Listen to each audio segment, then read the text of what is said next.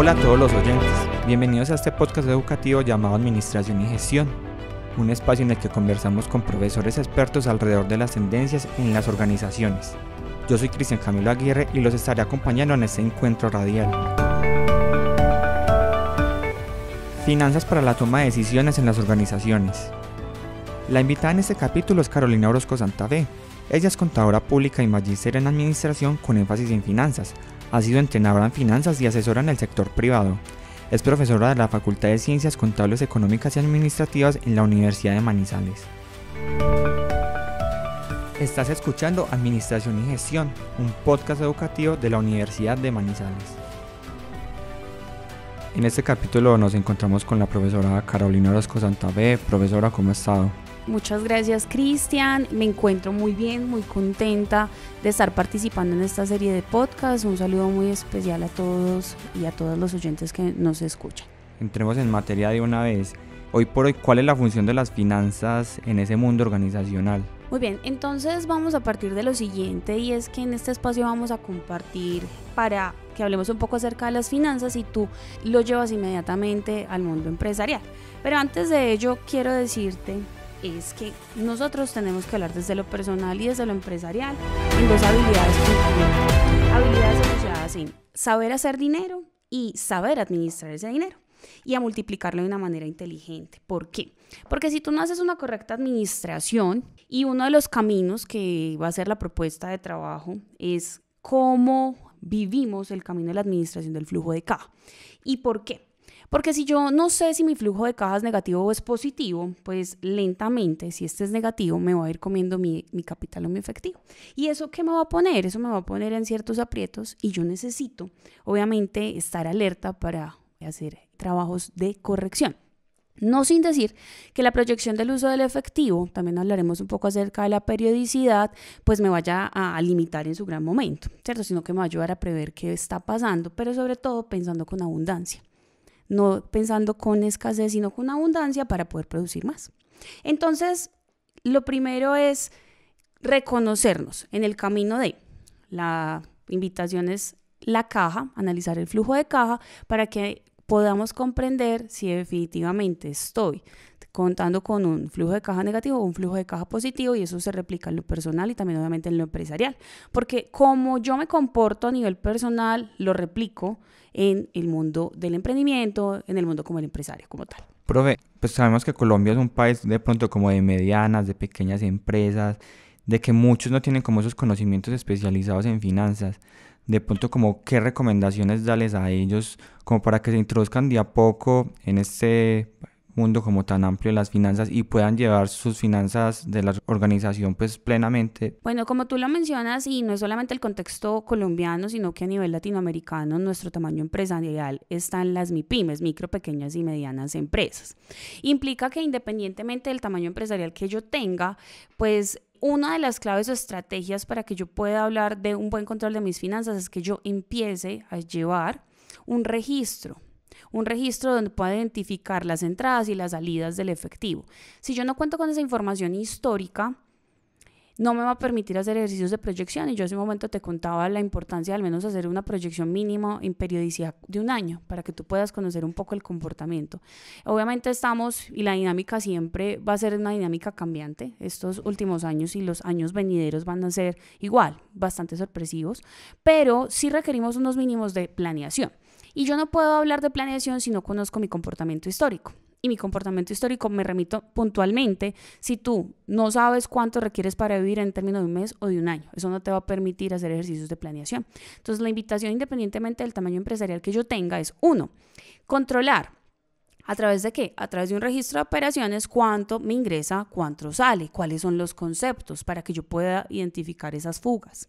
Y pueda también decirme, bueno, requiero generar más recursos, entonces, ¿cómo hago para, con ese pensamiento de abundancia que era la invitación que hacía desde el inicio, pues generar nuevas fuentes de ingresos? Profe, este podcast es de administración y estamos hablando de finanzas. Me gustaría que me explicara esa relación finanzas-administración. Claro que sí, mira, en ese punto independientemente si yo sea un emprendedor, tenga mi empresa o si sea una persona, ¿cierto? Llevando a cabo el ejercicio de administración, la administración tiene una relación directa con el ejercicio de las finanzas porque estamos en un sistema económico que permite, o requiere más que permite, requiere que tú tengas una capacidad adquisitiva. Si tú no generas esos recursos para tener una capacidad adquisitiva, no vas a poder, obviamente, acceder a todos los servicios que se tienen, pues obviamente, para tu consumo. Entonces, definitivamente las finanzas lo que también va a estar abocado es en un ejercicio de bienestar.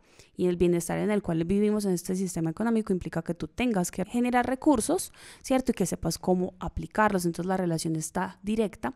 Y de entrada, cuando las finanzas y una línea de las finanzas está también a hablar acerca de la educación financiera, es procurar por brindar bienestar para ti como para la sociedad en la cual tú estás, obviamente, interactuando. Usted mencionó el concepto de crecimiento, profesora. ¿Cómo lograr a través de las finanzas un crecimiento eficiente en las organizaciones? Vamos a hablarlo como de 2 pasos.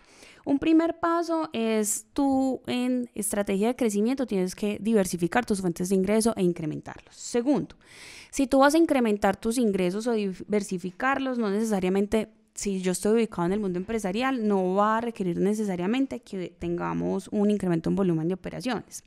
Lo que yo puedo hacer es implementar, y que es la propuesta que estoy desarrollando en la tarde del día de hoy, es acerca de una cultura de la caja para ayudarte a financiar. Muy bien, y para financiar ese crecimiento. Porque cuando tú estableces una estrategia de crecimiento, vas a ver que existen unas implicaciones asociadas al crecimiento. Y esas implicaciones asociadas al crecimiento será, 1, tú tienes que identificar si tienes inversiones. Entonces, ¿qué es eso de una inversión? Bueno, resulta que yo quiero, te lo voy a llevar al mundo empresarial, resulta que yo quiero aumentar mi producción. Entonces, para aumentar mi producción implica que yo tengo ya una capacidad productiva. Si yo quiero aumentar la producción, entonces tendré que adquirir unos nuevos equipos, unas nuevas máquinas. Pero resulta que esas máquinas pues podrán estar muy automatizadas, pero van a requerir un ejercicio de supervisión. Eso te va a implicar que tengas otra persona que va a estar allí. Vas a requerir contratación de personal. Va a implicar que incrementen los servicios públicos. Va a ser necesario que tú digas, bueno, entonces ahí en esa estrategia de crecimiento, si bien venía asociada a incrementar mis ingresos, mira que pensar una nueva estrategia ya de entrada te dijo, hay unas implicaciones que tú no puedes desconocer porque va a tener una afectación directa a tu caja. Si tú no tienes ese conocimiento de ese concepto, pues entonces te va a quedar muy difícil prever cuál va a ser la necesidad de efectivo para poder cumplir con esa estrategia de crecimiento. Pero adicionalmente, pues vamos en el ejercicio de estos que se dedican a la manufactura. Entonces tú dices, bueno, resulta que yo produzco más. ¿Y qué pasa con el almacenamiento? Yo tengo una capacidad para que inmediatamente llegue a mi consumidor final o por el contrario tener que hacer un bodegaje. El bodegaje son recursos adicionales que tú vas a tener que invertir. Pero también de entrada tú dices, bueno, ¿y será necesario que yo tenga que buscar más financiación con mis proveedores? Entonces esto tiene un impacto directo con tu caja y podrá disminuirla significativamente.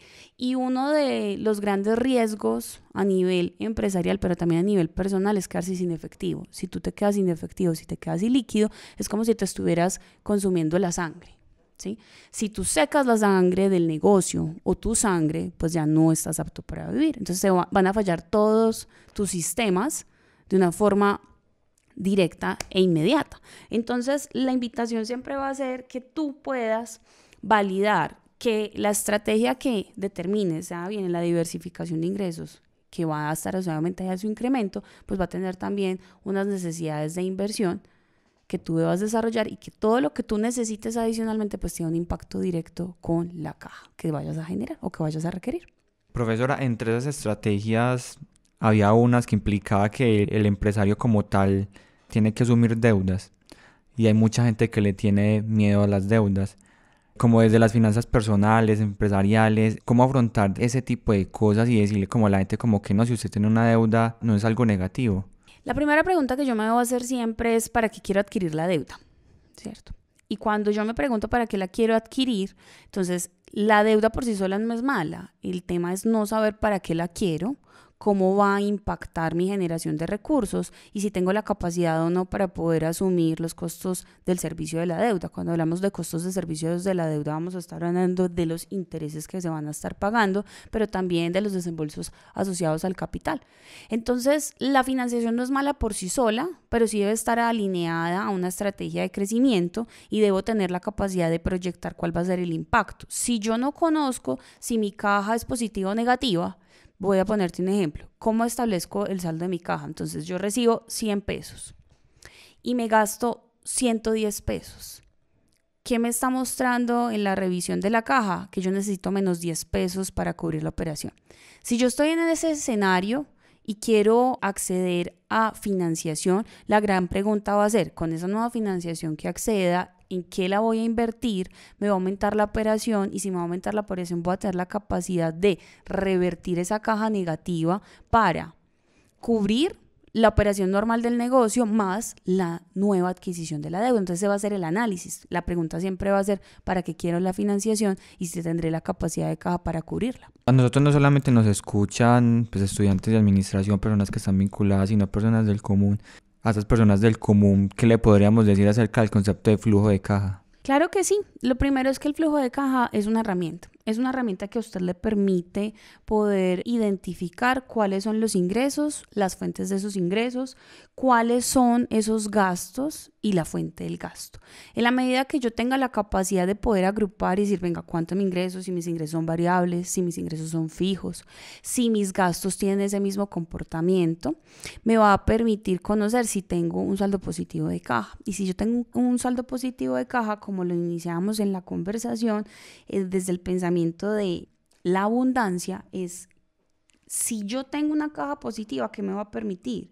Pues me va a permitir hacer una buena gestión del dinero y voy a poder acumular. Y en la medida que usted acumula, tiene la capacidad de, uno, el ahorro de semilla, la acumulación de capital permite que usted pueda crear unas nuevas inversiones. La medida que usted cuente con un entorno de finanzas saludables, tiene poder adquisitivo y eso también va a estar asociado al bienestar. Me gustaría preguntarle acerca de sus años de experiencia como docente, como investigadora, ¿cómo es el comportamiento del empresario colombiano acerca del flujo de caja? Claro que sí, bueno, para contarte mi articulación con el sector empresarial ha estado siempre de forma permanente. De hecho, pues yo soy contadora pública de base y desde mis inicios como estudiante de contaduría también lo vivía.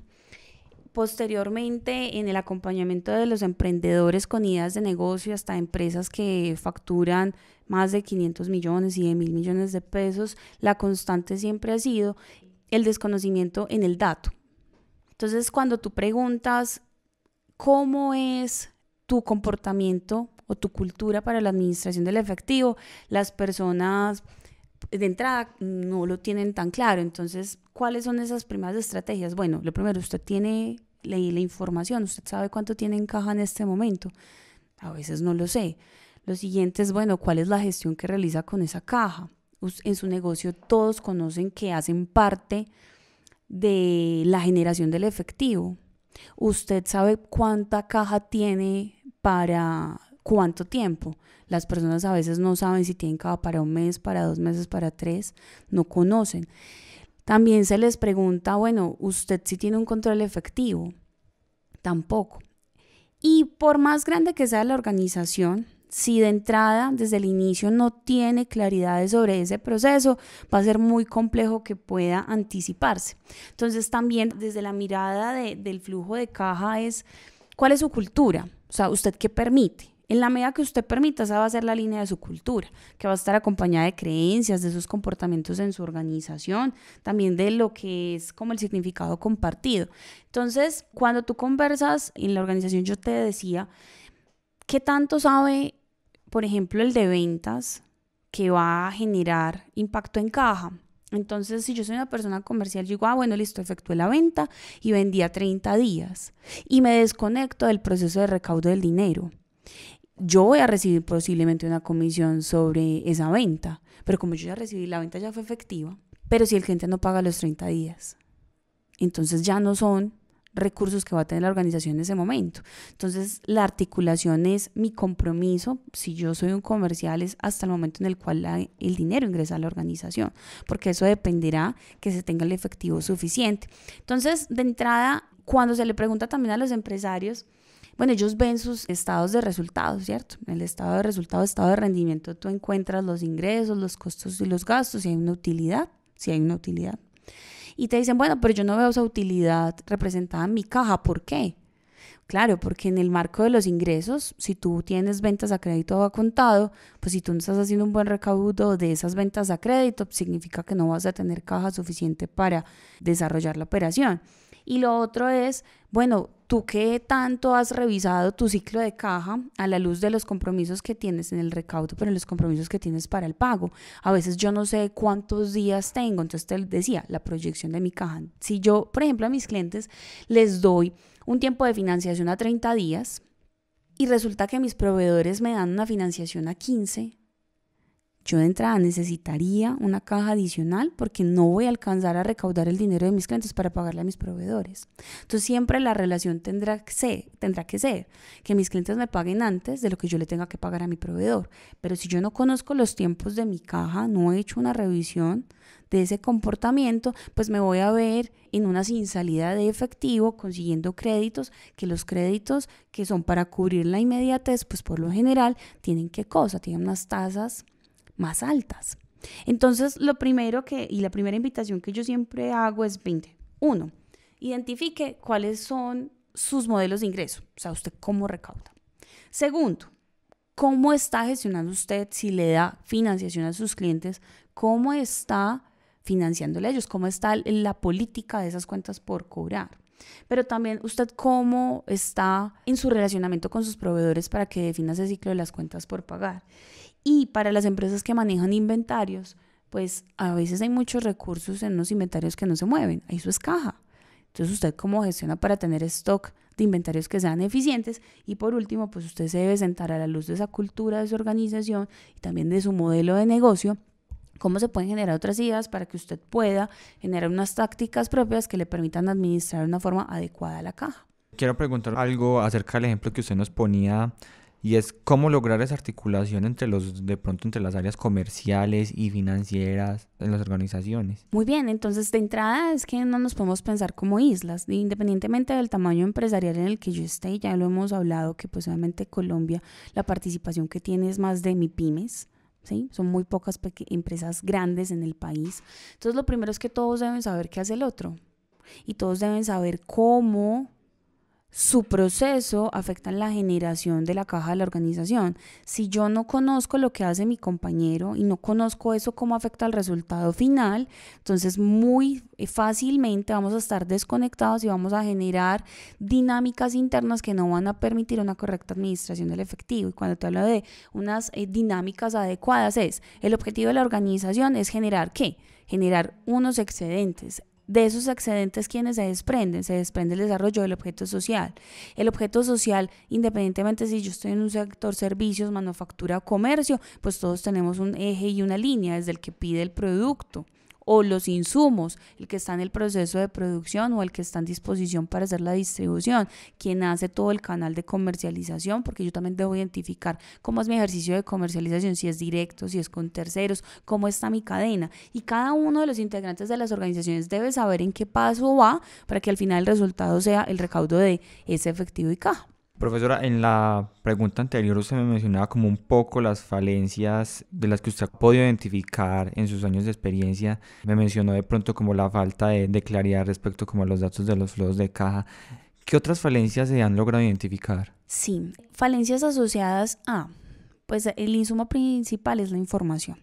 Que la información no está casi en tiempo real, que se trabaja con información que no está a la medida de las organizaciones, que existe un error al pensar que la información solamente se debe trabajar para fines tributarios, que si bien la información financiera y contable aporta a los ejercicios fiscales o tributarios, lo más importante es que usted sepa cuánto es su rentabilidad, que usted sepa cuánto le cuesta, ¿cierto?, llevar a cabo su operación, que usted sepa cuáles son los compromisos que usted tiene, que también sepa cuál es esa modalidad de ingreso suyo, porque a veces ni lo sabe, y que siempre existan personas que lo estén acompañando, porque eso es otro error en el marco del desarrollo del emprendimiento y como empresarios, es que usted lo tenga que hacer todo. Y usted no lo tiene que hacer todo, usted tiene que saberlo delegar bien, pero debe tener a alguien que esté supervisando y verificando cada uno de los procesos. Y como yo te lo mencionaba, hay 3 momentos que son muy neurálgicos. ¿Cómo estoy yo desarrollando el ejercicio de las cuentas por cobrar? Si tengo políticas, si sé cuánto tiempo me demoro efectivamente en el recaudo de esa cartera. 2, ¿quién está pendiente de las negociaciones con los proveedores? Porque no es solamente que el proveedor me dé más tiempo, sino que si yo tengo efectivo, pues puedo negociar con mi proveedor para que mi proveedor vía un descuento condicionado, ¿cierto? Me pueda también generar unas eficiencias de caja, es decir, que pueda yo recibir unos descuentos por ese pago anticipado. Y por último, pues cómo estoy manejando ese stock de inventarios. Eso es muy importante para no quedarme con mercancía que es dinero retenido allí. Estás escuchando Administración y Gestión, un podcast educativo de la Universidad de Manizales. Hablemos como un poco del papel de la tecnología que juega en todo este mundo pues, de las finanzas corporativas en este caso. Y es que muchos empresarios todavía manejan sus cuentas en libros, en cuadernos. ¿Cómo lograr que se dé ese salto de pronto como haya como plataformas especializadas, de que puedan tener como más un control más eficaz? Muy bien, entonces de entrada, más que la tecnología, es cómo yo lo vivo diariamente en mi operación. Si la persona desea llevarlo de forma física, no hay problema, pero que esa información sea una información que sea real, que sea actualizada y que esté todo el tiempo, o sea, que yo tenga el dato allí. Pero obviamente hoy estamos en el mundo, estamos ya en la web.3, ¿no? ¿Y qué nos están hablando? Es de cómo nosotros hacemos el análisis de la data. Implica que si yo quiero poder revisar comportamientos históricos desde el momento cero de inicio de mi organización, ¿cierto? Y que lo pueda llevar de manera prospectiva a futuro, pues definitivamente sí voy a requerir tener sistemas de información que estén articulados y sobre todo que me permitan hacer una correcta administración y ojalá pudiese contar con datos en tiempo real. Entonces, la invitación es, 1, que cuando usted escoja, porque existen muchísimas aplicaciones, muchísimos software, dependiendo del tamaño de sus necesidades, que usted lo primero que haga es una lista de necesidades, o sea, ¿qué necesito yo reconocer? 2, que no sea un proceso que complejice su vida, porque lo que complejiza no se incorpora en el ADN organizacional y no se ve como importante. 3, que exista una cultura de la importancia de la información para una toma de decisiones acertada y desde el punto de vista financiero, si yo no puedo hacer cálculos y proyecciones, pues me va a quedar muy complejo saber los impactos reales de cada decisión que tome. Y 4, tenemos que explorar, ¿cierto?, que esa información, esas herramientas tecnológicas no sean aisladas, sino que me permitan ver al unísono o de forma holística toda la información de la organización. Entonces la invitación es que obviamente es preferible contar con un sistema de información que me apoye la gestión, pero si no, que al menos yo sí tenga un registro y un récord de todo lo que implica el desarrollo de ese objeto social que tengo a cargo. Vamos a volvernos otra vez de nuevo al concepto de flujo de caja y quisiera preguntarle qué se necesita para construir el flujo de caja y a la vez cómo hacerle seguimiento. Muy bien, entonces hay que tener presente que existen 3 grandes grupos en la construcción de un flujo de caja. Si bien el flujo de caja es una proyección desde el punto de vista de las entradas o los ingresos y las salidas que van a ser egresos, costos y gastos, ¿sí?, yo debo identificar ese flujo que me está apoyando. Entonces, si es la operación, entonces la operación es en el desarrollo del objeto social. ¿Qué necesito? ¿Qué necesidades tengo para cumplir la operación? Pero yo también lo puedo ver en punto de vista de inversión. Entonces, ¿qué necesito para invertir en mi organización? ¿Qué requiero para adquirir propiedad, planta y equipo, activos fijos? Y la tercera vía es la vía de la financiación. O sea, que yo puedo recibir ingresos, ¿cierto?, asociados a recursos por colocación de créditos, pues yo cómo los voy a usar y cuál es la capacidad que tengo para pago. Entonces, es lo primero. Pero puntualmente la invitación que yo le hago a todo el mundo es, 1, tenga al menos el de operación, ¿cierto? Y en el de operación, ¿qué necesita usted? Primero necesita un registro histórico de cómo ha vivido, para que conozca claramente los conceptos de las entradas y las salidas de ese efectivo. Segundo, construya un presupuesto, como mínimo por un año, para que usted pueda ver tangiblemente con ese comportamiento suyo mensual cómo estaría en el término de un año. Siguiente, ¿cuál es la idea? Que usted pueda, al presupuesto, ¿cierto? Usted proyectó unas entradas y unas salidas para un periodo, digamos de un mes, pues revise cómo se comportó la ejecución, cómo fue realmente, su proyección si fue adecuada o tuvo desviaciones y por qué tuvo desviaciones y haga ajustes. Adicionalmente, el presupuesto que usted lleva a cabo de esa caja con la ejecución nunca va a estar desligada, jamás. ¿Va a estar desligada de qué? De los planes que tengan o las estrategias que usted enuncie. Entonces, deje claramente las estrategias que usted quiere llevar a cabo. Cuarto, que tenga una persona que lo acompañe para hacer el seguimiento. Y como tips, preguntas que usted se tiene que hacer cuando hace la construcción es: 1, ¿cuánto tengo yo en este momento en efectivo o sus equivalentes al efectivo? Segundo, ¿cómo está ese comportamiento de mis clientes? Mis clientes me están adeudando. ¿El tiempo que yo le estoy dando a mis clientes realmente es el que se están tomando para pagarme? ¿O su cultura de pago ha incrementado la fecha del recaudo? Entonces tengo que analizar el por qué y preguntarle por qué. Tengo que conocer bien la proyección de mis inventarios, cuál es la rotación de los mismos para también proyectar con antelación los ejercicios de compra. Y también hacer ejercicios de compras a volumen, que es el que me salga muchísimo mejor. Pero si yo no sé cuál sea el comportamiento, pues también tendré problemas. ¿Cómo está el comportamiento de mi pago a mis proveedores? Y adicionalmente, ¿qué pasa con mi grado de endeudamiento?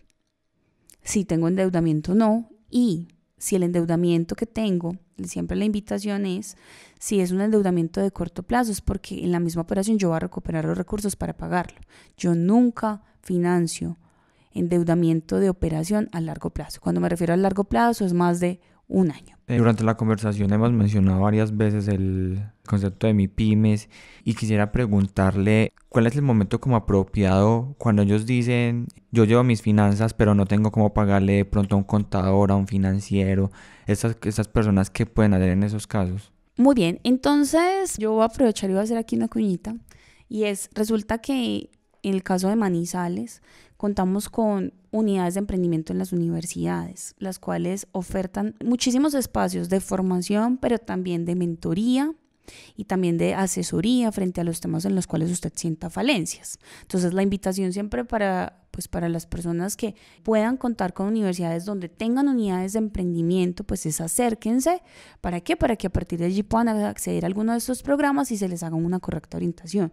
Lo que sí siempre invito, en el tamaño empresarial que usted tenga, el tipo de emprendedor que usted tenga, es comprenda que el poder del dato es importante, es necesario y usted tiene que estar muy consciente de ello. Y que dependiendo de su tamaño, el éxito siempre va a ser la capacidad que tenga usted de controlar, y controlar empieza por el registro o el reconocimiento de sus entradas y sus salidas de efectivo. Seguimos con la conversación con la profesora Carolina Orozco. ¿Y qué tal como si terminamos esta conversación preguntándole cuáles son esos principales factores de la operación que afectan el flujo de caja? Bueno, yo te lo podría resumir en 6 factores. El primer factor va a estar asociada a la facturación y lo eficiente que usted sea con el recaudo de esa facturación, que sea una facturación a plazos o a crédito. Lo segundo es la rentabilidad de su operación. Y la rentabilidad de su operación va a estar asociado a la capacidad que usted tenga de identificar cuál es el comportamiento de sus costos y gastos y cómo estos se van a ver reflejados, ¿cierto?, en que su flujo de caja sea positivo o negativo. Tercer momento, ¿qué tan eficiente es usted en el recaudo de la cartera? 4, si usted tiene un control o no de rotación de inventarios. Y aquí voy a hacer como una salvedad, y es: no solamente tienen inventarios quienes se encargan de desarrollar ejercicios de comercialización, sino que quienes son también prestadores de servicio pueden tener inventarios asociados a insumos para cubrir su operación. Entonces, todos podemos tener inventarios independientemente del objeto social que desarrollamos. Valide usted qué tiene allí y cuál es esa efectiva rotación. 5, es importante que usted sepa los tipos de cuentas por pagar que tiene para con terceros si estamos en la vida de los proveedores, cuál es su acercamiento y su relacionamiento con ellos, qué tanta capacidad tiene usted para poder gestionar plazos para pago y qué tanta capacidad tiene para negociar descuentos si usted paga de forma anticipada. Y sexto, ¿cuál es su nivel de endeudamiento? ¿Y cómo tiene usted diversificada la deuda? ¿Usted qué está con el endeudamiento del corto plazo que está cubriendo y con el endeudamiento de largo plazo que está haciendo? Que hace un momento también lo decía. Usted con el endeudamiento a corto plazo lo único que hace, o debería, ¿cierto? El deber ser es cubrir operación. ¿Por qué? Porque la va a recaudar durante esos mismos días. Pero si está tomando endeudamiento a largo plazo y el endeudamiento a largo plazo no está asociado a que usted pueda incrementar su capacidad a partir de adquirir activos que van a ser productores de renta, entonces usted tiene que hacerse un análisis de cómo se encuentra su endeudamiento. Y lo otro es que todas las personas que invierten, ¿cierto?, en su organización, sus socios, sus inversionistas, pues también van a estar esperando una rentabilidad. Entonces usted tendrá que validar también cómo está su financiación interna con ellos. Listo, pues eso fue todo en este capítulo. Le agradecemos mucho a la profesora Carolina Orozco por habernos acompañado. Muchísimas gracias a ustedes por la invitación y espero poder participar nuevamente porque hoy solo hemos hablado un poco acerca de las finanzas asociadas a qué cosa, al flujo de caja, pero es un mundo muchísimo más amplio que da por explorar frente a ellas. Así que muchísimas gracias. Esto fue el podcast Administración y Gestión, un espacio que construye un camino hacia el nuevo mundo organizacional. Ahora es el momento de potenciar tus sueños, no de detenerlos. Por eso estudia en la Universidad de Manizales, acreditada en alta calidad. Ingresa a www.manizales.edu.co y conoce la oferta de especializaciones, maestrías y doctorados que tenemos para ti. Realiza tu inscripción en línea. Vigilada por el Ministerio de Educación Nacional.